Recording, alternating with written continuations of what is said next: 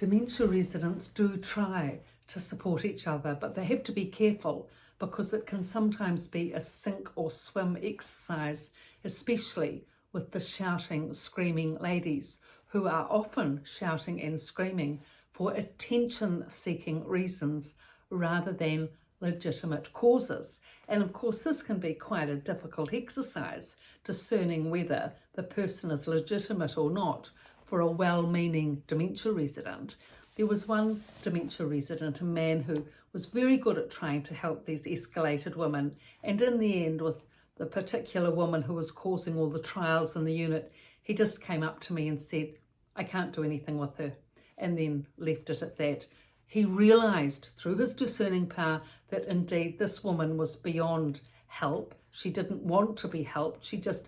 Her screaming and shouting continued, all day, and there was nothing he could do about it.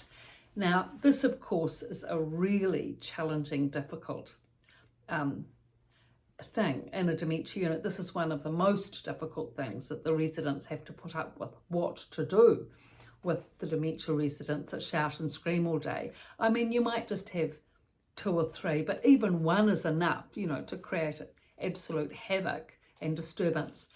But generally, what happens is that the main group steer clear of them because they know that if they shout back at them to be quiet, that will just escalate them right up. There really is very little you can do with these dementia residents. These women that can shout and scream all day, you can hardly imagine where they get the strength from. You'd think they'd be exhausted after an hour of it, but oh no, they've got really loud voices, they bellow. So anyway, the dear residents, the majority of the residents who are very good people and make an effort to be calm and kind and all the rest of it, and the group work that I used to do, just had to sit and take it, because if they said anything, if they, the person would escalate, at times they could manage. 1 or 2 of the men would go up to the woman and try and, reason with her, which was usually impossible, or maybe say, come and sit with me, which they generally like, so that often works for a few minutes, but really, it's a very hard thing to be able to get any change with these people. It has to be far sooner in the equation to be able to work with someone once they're at the shouting, screaming level. I've never seen anyone de-escalate from that other than for, half a minute or so. So that's why the dementia residents have to tolerate, and that's actually what ends up happening most of the time, toleration. They just have to increase their tolerance levels because they can't shout back, they can't say anything, they can't do anything, it doesn't help.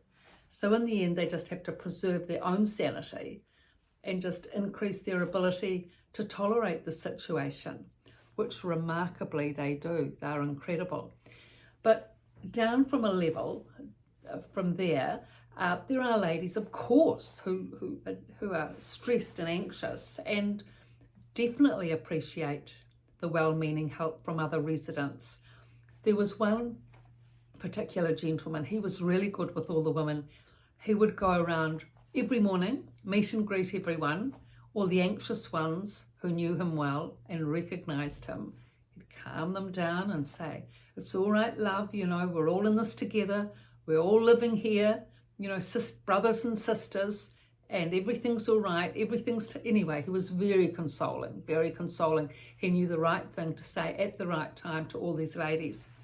But he never spent more than 2 or 3 minutes with each one. He'd just hop to the next one quickly, and if he'd sit next to someone, he'd say, "Oh, it's all right, I'm going now, dear, the seat's warm, you can sit here now, the warm, seat, you'll enjoy it because it's nice and cozy here," and then he'd whip off, even though, of course, the escalated lady wanted him all to herself.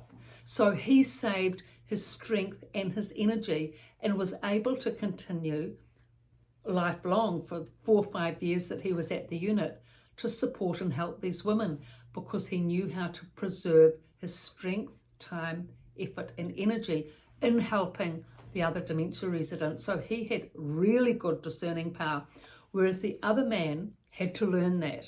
he became drained at one point with one particular woman she was actually really well supported. She had a really dedicated, committed daughter.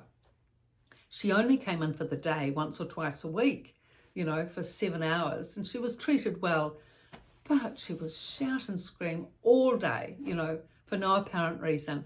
And so this man, the dementia resident, who tried to help her and said, look, there's nothing I can do with her, he gave up on her. But with the other woman that he was very good with, he discerned that rather than go to the escalated, shouting, screaming ladies, he discerned it was better to be with the ill, unwell ladies, the ones, that very unwell ladies that were in the lazy boy chair, all spread out, half lying in the lounge.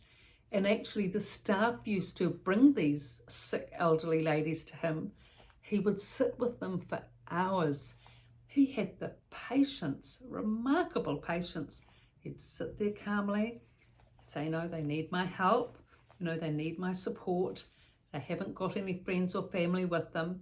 And the women used to so appreciate it, these unwell women. You could just see the solace they got from having this nice, caring man sit with them. So he realised that that was the best place for him to be, well, rather than with the shouting, screaming ladies. So this shows that dementia residents do have discerning power. They can see who it is that they should be associating with for best effect. So I've written about all this in the 2 books, Residents' Voice and Residents' Rise, both from a dementia unit, both on Amazon, everything in the description below. So thank you for all your viewing and likes. I so appreciate the support, and please thumbs up and pass on. Thanks.